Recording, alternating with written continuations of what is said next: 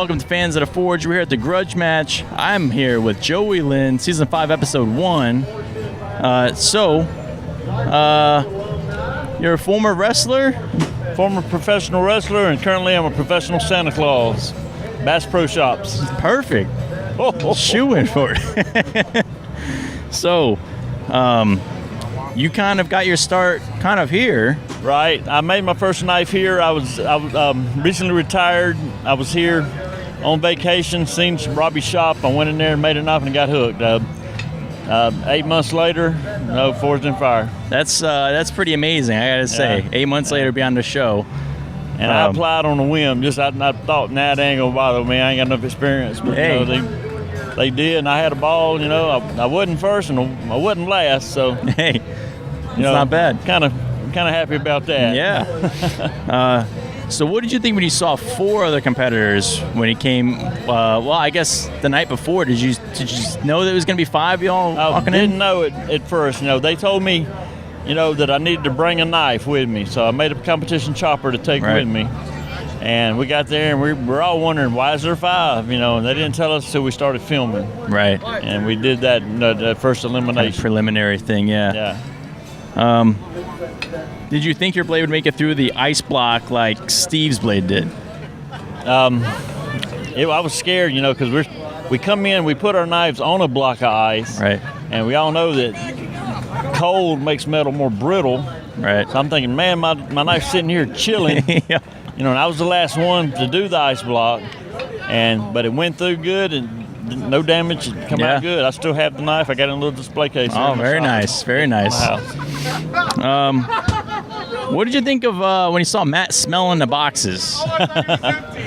Hey, he was just a nut. I love that guy. He's a piece of work, but he's a great guy. Were you nervous what might be underneath those boxes?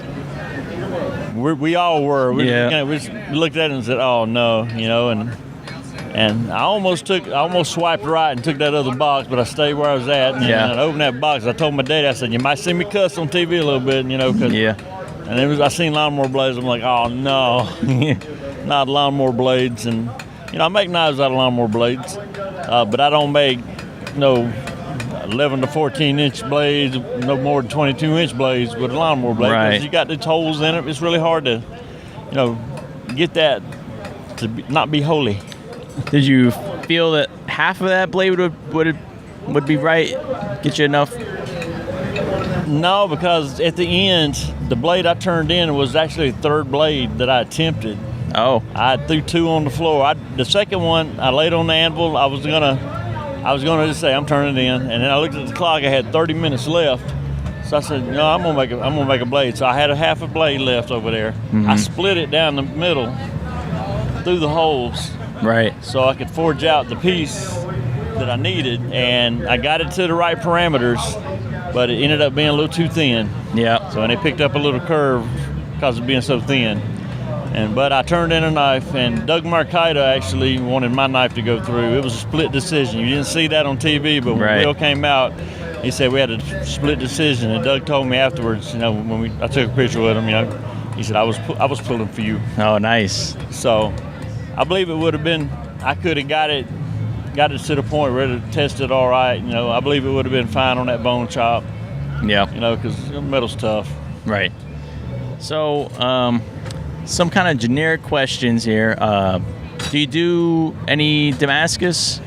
No, I haven't. I've done some cable Damascus, but right now I just really don't want to get that. The borax gums up your forge. Right. And you use a sacrificial brick or something in there to do it. But I don't have a power hammer. I don't have a press. This is my only power hammer right here. Yeah. So I don't fool too much with Damascus. Do you have a preferred steel you like to work with? 1080 is my go-to steel. Yep. I get it from Texas Knife Maker Supply, and that's just the steel I like to use. It's very forgiving, easy to heat treat, and just easy to work. Right. Have you ever messed with stainless steel? I had some when I first started, and I couldn't really heat treat it properly, so I just don't mess with it. Yeah. Is there a preferred blade that you like to make? My signature blade, I would say, is I make the bird and trout knife blades. Okay. It's kind of the signature thing I do, and another thing I do is I blacken my blades. I like gun blue blades. Okay. What do you like to use to blacken them? Do you like just dip them in acid or? I use just the gun blue. Wipe it on. Okay. Gun blue. Yep. All right. Is there anything else you want to mention at all? No. All right. Are you going up any more? I did do blade sports today. So Yeah. That was kind of fun. That was fun doing that. Have you done that before? No, very first match. I got certified here last month. Awesome. And it's kind of adding to my portfolio a little bit. Great. Trying to diversify.